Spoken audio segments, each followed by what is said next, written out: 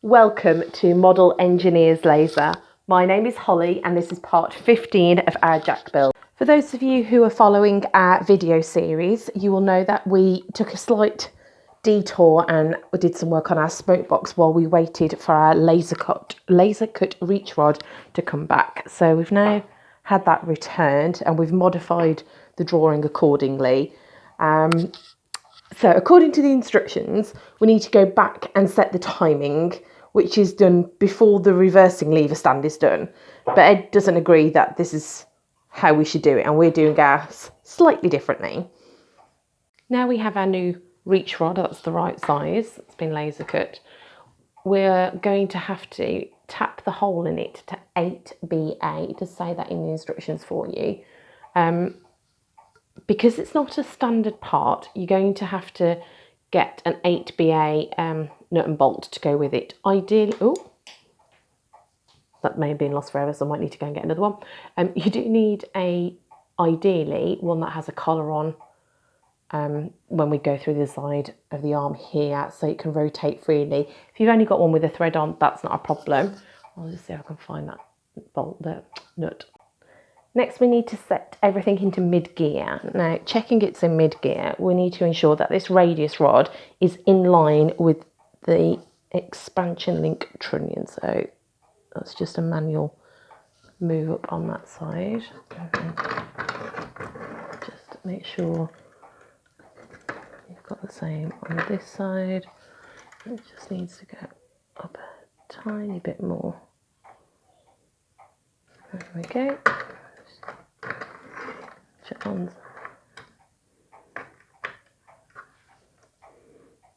There we go. And you need to do it by eye, you don't need to get a spirit leveler out or anything like that. Now, you know you've got it in mid-gear, that when you rotate it, when you rotate the wheels, the radius rod doesn't move. So I'll just show you on that side. There is no movement in that at all.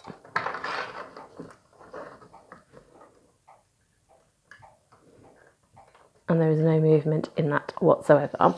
If you did find that one side was moving and the other doesn't, it will mean that you need to adjust the arms on your way shaft. And for those of you who have been following along, you know there's a tiny little grub screw on each of those that allows you to tweak it should you need to. It just means you haven't quite got them lined up correctly. But once you've got those lined up and your rods are in the right place, then it should all move nice and smoothly. Let's have another bit of a move around with it on the camera so you can see what comes next. Right, I don't know if that's going to show on the camera very well at all. That might be better.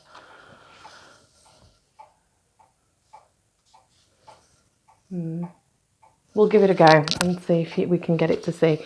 So now it's in mid-gear, the cylinders should be shut, and I don't think we can see that they are. I'm going to take the camera out of the mount. So I'm sorry if this makes anybody a bit sick, you have been warned. Let's zoom out a bit so it can focus. Now, there you go. Can you see under there? You can just see one of the cylinders would leak just there. And on this one, again, sorry for those of you getting a bit sick of a motion sickness. There you go, that's focus. Just under there, you can see one of the cylinders can leak there. So there'll be two holes in. So that's why these need to sit fairly centrally. I'm just going to return you back to my camera mount. There we go, you can see all the bits on the table now where I'm working. So the next part is that we need to make sure that those are adjusted correctly so they're not peaking. Just realised you can't actually see very well what I'm doing. There we go.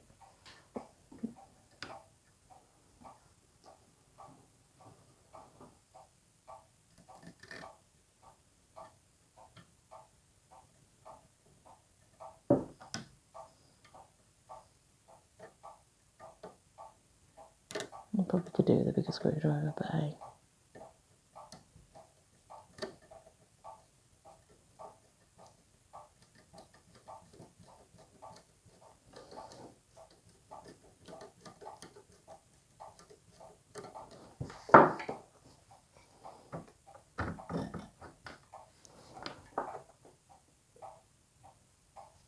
And before you all shout me for not using proper tools and a tweezers, I actually, with my bendy fingers, get on quite well with tweezers.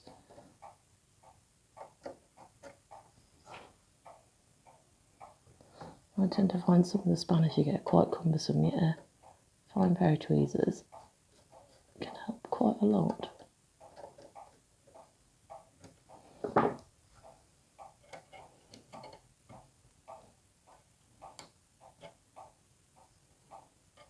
Especially if you're just putting things finger tight, you'll go around them tighter later. So that's that side done. I'm just going to repeat the process on the other side to make sure I cover those holes up in the cylinders. I'll move that around a little bit. So for this adjustment, I'm going to get the screwdriver. We need to take the pin out of the valve fork here. Right. There we go, that's it coming free.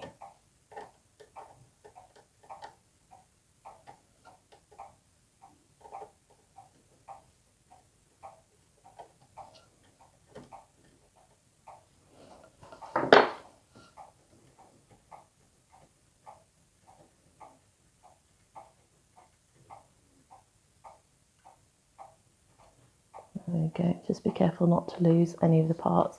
So this bit needs to come out of here for the moment. And we're going to give these a slight turn. And I think you can just about see the hole in there. So you'll see as I give it a turn clockwise, you only want to be doing a quarter of a turn at a time, half a turn at a time, until it disappears. So I've just done half a turn, it's not really moved. And again, so it did disappear just on the previous turn, but I want to make sure, you know what, I'm just going to have a play and see how many turns it is before it peeks out the other side. So that was 1, that's 2, 3, 4. So 5 turns before it showed out the other side. So I'm just going to do 1,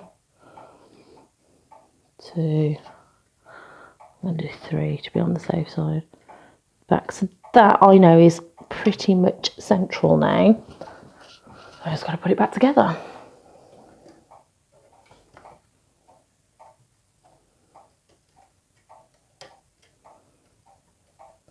Now I am going to have to do this on the other side as well, but I'm not going to film it because it's the same process, so you get the idea. I found it wasn't too difficult. Right, for those of you who are following along and have watched out with the videos, you will have remembered that in here there is a hole. Okay, so shall I zoom in a little bit? Just on the edge of the camera shot here. The hole here is for the narrow end of the reach rod to go through. We're going to put that through there. We're not tightening it at this stage, so we need it to have some play. And there we go. I do like the ease of this build frame, I must admit. Right, and then what we're going to do, so going from the back, now we've tapped that, that's going to go through there so the collar sits in the hole of the arm, and then we're going to screw the rod from the back.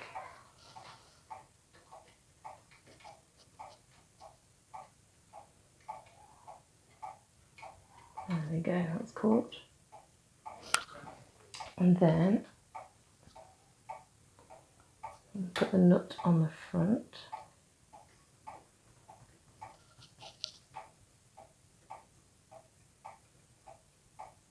There we go, that's caught.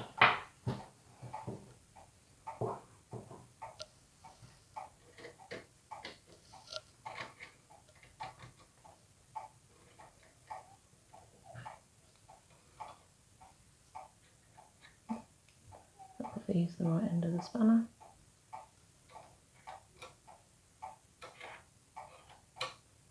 And there we have it. So the collar will enable that to rotate freely on this arm. It's locked on here with the nut. Before I permanently fix the reach rod here, in this section here, I just need to make sure that everything is actually fully in mid gear. So just need to make sure that this reach rod is level there. Same on the other side. And give it a rotate, the wheels.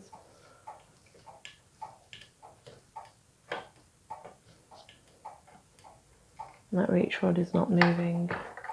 Let's check the other side.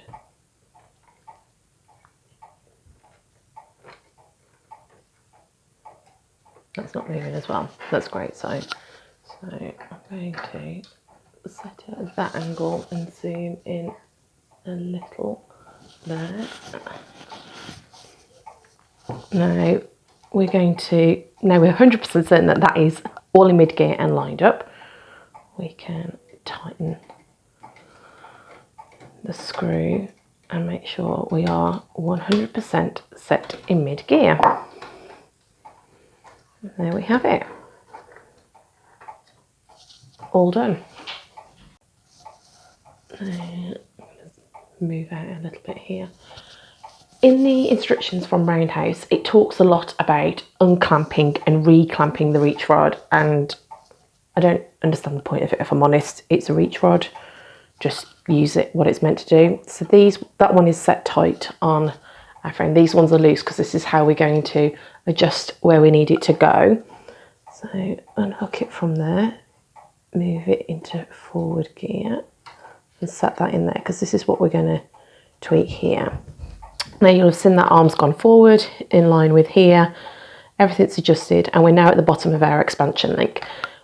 Yes, that's what we want, but we don't want it to hit the bottom of the expansion link. It needs to be slightly high. The camera went a bit wobbly then. So as I was saying, it needs to be slightly higher. You don't even really need to see any out the bottom of the expansion link there, just a smidgen higher.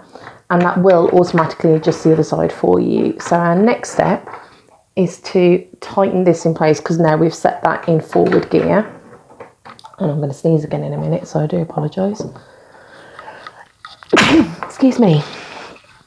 Alright, so now we've got that in place. That's too small. Perfect. We know that that is the right place. Now the final part for this video is to do exactly the same, but for the reverse gear. Again, we're not going to do any of the clamping that it talks about in the book. We're going to do exactly what the lever should do, and that's move it over and put it on this nut and bolt here. And again, as you can see, that's not had a lot of travel compared to how much it allows you. And again, all of our rods have moved accordingly, and we've got our reach rod and set hitting at the top of our expansion link here, which we don't want. We don't want it banging, so it just needs to come down a smidgen so it's not banging. Oh, that's better. There.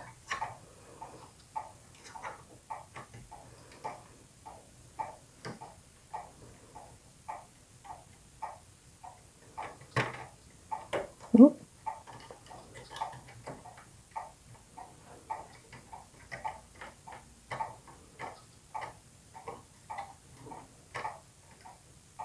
Right, I've noticed with that rod won't allow us to move it very much down, because it's actually fouling on that nut there. So I've consulted with Ed, because he knows what he's doing and I don't. A couple of things that he's come up with as we've talked about is actually that expansion link wasn't touching there at all. It is quite far down. So the setting for that is up flush against this nut here. Doesn't understand why it's not an equal spread, but that doesn't really matter. It works at 16mm. It's not a big deal. We suspect it could be that the drawing for this is the wrong length, and that it's slightly too long. So Eddie's going to adjust the drawing on that to rectify that error. In looking at that, one of the things we have also noticed is that as you turn the wheels on this, can you see? I might zoom in a little bit actually so you can see what I'm talking about. You can see there's some nice shiny bits of metal here, and that's because as the wheels are going round, it's just fouling on that arm. And it does it on both sides. Admittedly, this side is more prominent than the other side. Can you see how it just, as it hits the arm, just knocks?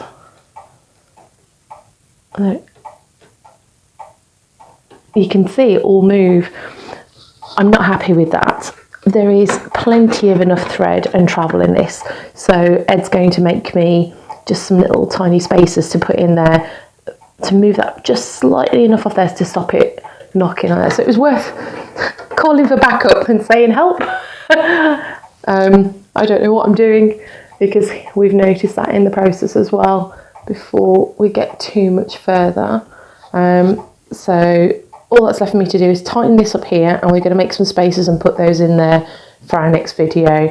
You don't need to watch me filming. I don't need to film and you watch me tighten that. So I'm going to end this video here because it has been quite a long video. Thank you once again for joining us. It's been great to hear some of you messengers saying that you're building along. If you can let us know what you're doing and how you're getting up to, it'd be really exciting to see. Please remember to like and subscribe to the video and to our channel, and we'll join us next time. Thanks again.